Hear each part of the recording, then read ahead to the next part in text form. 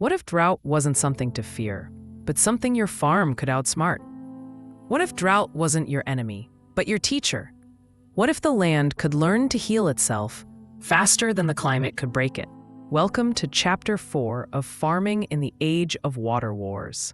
This is where survival ends and regeneration begins.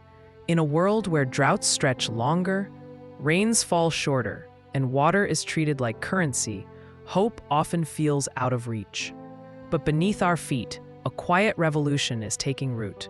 Across continents, farmers, scientists, and indigenous communities are breathing life back into exhausted soil, proving that we don't have to settle for decline. We can rebuild, we can regenerate, and we can create farms that not only survive the water wars, but thrive beyond them. What is regenerative resilience? Regenerative farming isn't just about reducing harm, it's about actively healing the land. It's not a set of rules, it's a mindset shift. One that sees the farm as a living system, not a factory. A system that captures carbon, builds water-holding capacity, and restores microbial life. The goal? To create land that improves every year, even under stress. Land that holds more water, grows stronger crops, and weathers the droughts to come. Real examples in Zimbabwe, farmers using planned grazing saw their bare fields return to life. Grass came back, water began to soak in again. In Australia, a degraded sheep station turned green after just 3 seasons of cover cropping and compost application. In Nebraska, a no-till corn farmer saved over 1 million gallons of water per year, just by increasing soil organic matter by 1%. The science is clear. For every 1% increase in organic matter, an acre of soil can hold up to 20,000 more gallons of water. That's not theory, that's survival.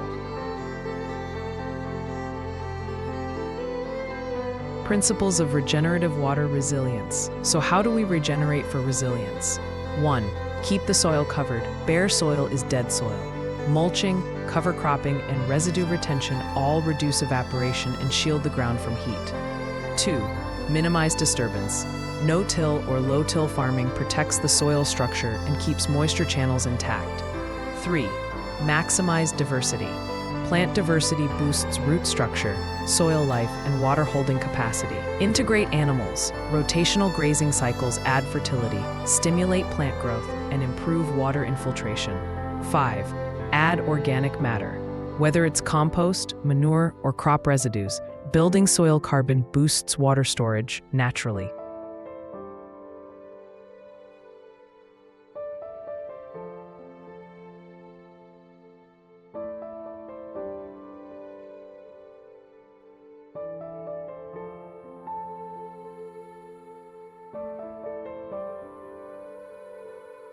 Technology and tradition. 2 words rarely spoken in the same sentence, but in regenerative farming, they walk side by side. Regenerative resilience isn't about rejecting progress. It's about using technology with humility, letting innovation serve nature, not override it. Today, drones sweep across the skies, monitoring the health of cover crops. AI-driven soil sensors track moisture in real time, sending alerts when irrigation is needed, or when it's not. Satellite imaging maps out erosion patterns. Solar-powered weather stations predict rainfall down to the hour. But the heart of regeneration still beats through the oldest rhythms of the land. In the highlands of Peru, farmers restore Incan water terraces built centuries ago to catch and channel mountain rains. In California, indigenous communities are reviving cultural fire practices, small, controlled burns that reduce wildfire risk and regenerate native grasses.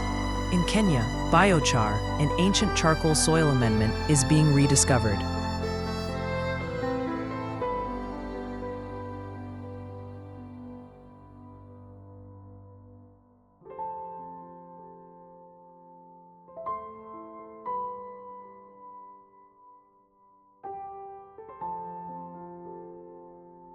A bigger picture.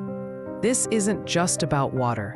It's about building food systems that don't break under pressure. It's about farming that works with nature, not against it. Regeneration offers us more than resilience. It offers renewal of land, of communities, of our relationship with the earth itself.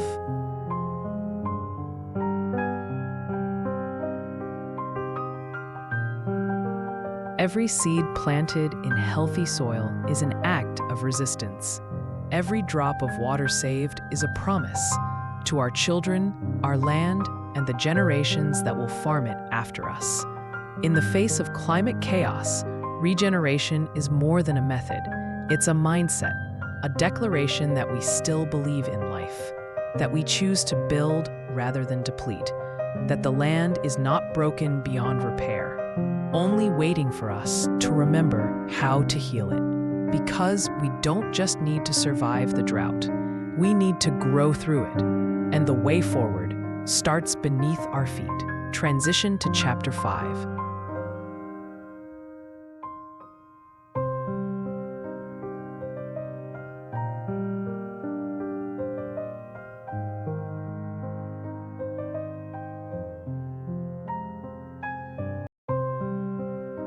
But soil is only part of the equation. In the next chapter, we look up to the skies, the rivers, and the reservoirs.